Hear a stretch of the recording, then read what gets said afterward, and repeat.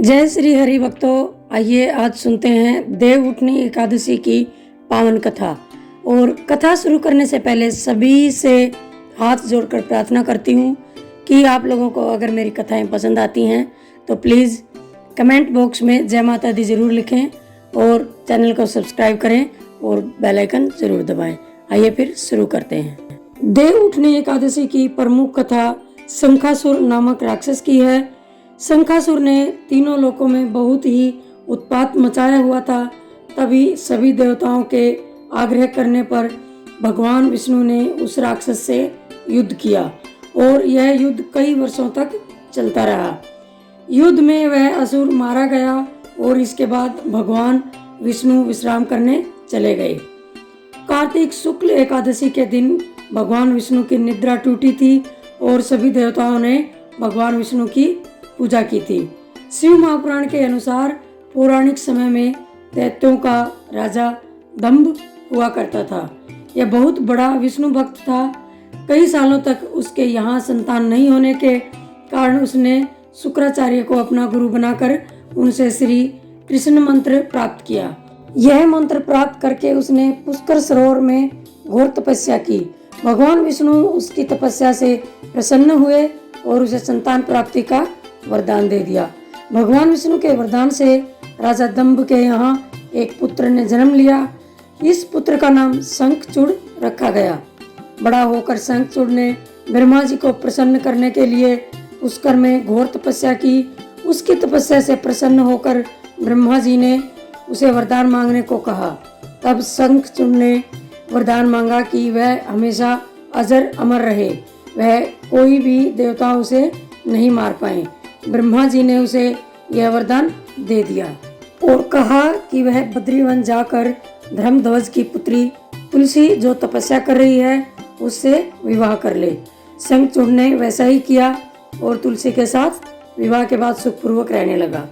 उसने अपने बल से देवताओं, असुरों, दानवों, राक्षसों, गंधर्वों, नागों, किन्नरों, मनुष्यों तथा त्रिलोकी के सभी प्राणियों पर विजय प्राप्त कर ली। वह भगवान श्री कृष्ण का परम भक्त था। शंखचूड़ के अत्याचारों से सभी देवता परेशान होकर ब्रह्मा जी के पास गए और ब्रह्मा जी उन्हें भगवान विष्णु के पास ले गए। भगवान विष्णु ने कहा कि शंखचूड़ की मृत्यु भगवान शिव के त्रिशूल से ही होगी, अतः आप उनके पास जाएं।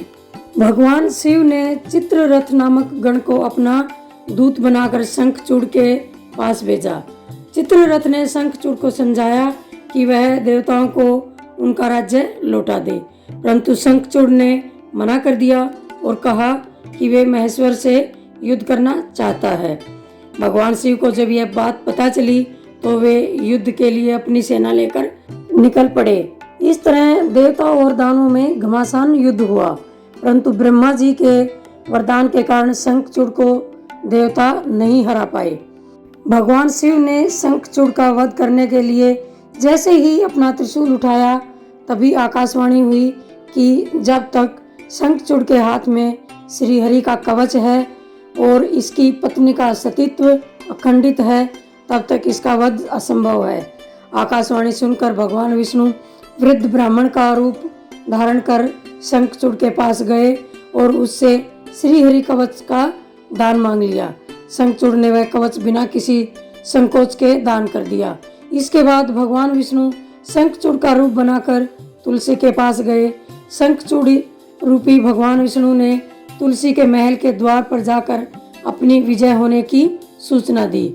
यह सुनकर तुलसी बहुत प्रसन्न हुई और पति रूप में आए भगवान का पूजन किया, वह रमण किया। ऐसा करते ही तुलसी का सतीत्व खंडित हो गया और भगवान शिव ने युद्ध में अपने त्रिशूल से शंखचूड़ का वध कर दिया। तब तुलसी को पता चला कि वे उनके पति नहीं हैं बल्कि वे तो भगवान विष्णु हैं।